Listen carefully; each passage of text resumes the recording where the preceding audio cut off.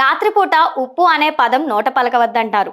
ఉప్పుని అప్పుగా ఇవ్వకూడదని, చేతికి ఇవ్వకూడదని ఇలా ఉప్పుని గురించి ఎన్నో రకాలు చెప్తూ ఉంటారు. ఎందుకు? ఇది నమ్మకాలకు సంబంధించిన అంశం. లక్ష్మీదేవి సముద్రం నుండి ఉద్భవించినట్లే ఉప్పు కూడా సముద్రం నుండి లభిస్తుంది కాబట్టి దానిని కూడా సముద్ర తనయుగా సాక్షాత్ లక్ష్మీ స్వరూపంగా భావిస్తారు. రాత్రిపూట ఉప్పు అనే పదాన్ని నోట పలకవద్దు అని ఎందుకు అంటారో దానికి గల కారణాలు ఇప్పుడు ఒకసారి చూద్దాం. లక్ష్మీదేవి పట్ల గౌరవం. హిందూ ధర్మశాస్త్రాల ప్రకారం సూర్యాస్తమయం తర్వాత మహాలక్ష్మి ఇళ్లల్లోకి ప్రవేశిస్తుందని నమ్ముతారు. ఉప్పు లక్ష్మి స్వరూపం కాబట్టి రాత్రి వేళలో దాని పేరును పదే పదే పలకడం లేదా ఉప్పును ఇతరులకు అప్పుగా ఇవ్వడం వల్ల ఇంట్లోని లక్ష్మి బయటకు వెళ్ళిపోతుందని పెద్దల నమ్మకం. అందుకే ఉప్పుకు బదులుగా రుచి లేదా సౌభాగ్యం అని పిలుస్తూ ఉంటారు. ప్రతికూల శక్తిని వస్తువుల నుండి లేదా వ్యక్తుల నుండి ఆకర్షించే గుణం ఉప్పుకు ఉంటుంది. రాత్రిపూట ప్రతికూల శక్తులు లేదా తమో గుణం ఎక్కువగా ఉంటుందని భావిస్తారు.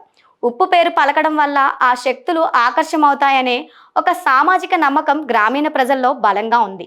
అంతేకాకుండా ఆరోగ్య సూత్రం కూడా ఉంది. రాత్రిపూట ఉప్పు ఎక్కువగా ఉన్న పదార్థాలు తింటే శరీరంలో నీరు నిలిచిపోయి ఉదయం నిద్రలేచేసరికి మొహం వాచినట్లు ఉండడం లేదా రక్తపోటు పెరగడం వంటి సమస్యలు రావచ్చు. అందుకే రాత్రిపూట ఉప్పు వినియోగం తగ్గించాలనే ఉద్దేశంతో కూడా దానిని పలకకూడదని చెప్పి ఉండవచ్చు. ఉప్పుతో మరికొన్ని విశేషాలు కూడా ఉన్నాయి. దృష్టి పరిహారం. ఉప్పుకు నెగిటివ్ ఎనర్జీని పీల్చుకునే శక్తి ఉండటం వల్లే దిష్టి తీయడానికి కల్లుప్పును వాడతారు. ఇంట్లో గాలిని శుద్ధి చేయడానికి, ప్రతికూల ప్రకంపనలను తొలగించడానికి మూలల్లో ఉప్పు ఉంచడం ఒక పద్ధతి. గో భూతిల హిరణ్య ఆజ్యావాసౌ ధ్యాన గుడానిచ రౌప్యం లవణ మిత్స్యహృద దశాదాన ప్రకీర్తితాహ అని శ్లోకం. అంటే దశదానాల్లో ఉప్పు అనేది కూడా ఉంది.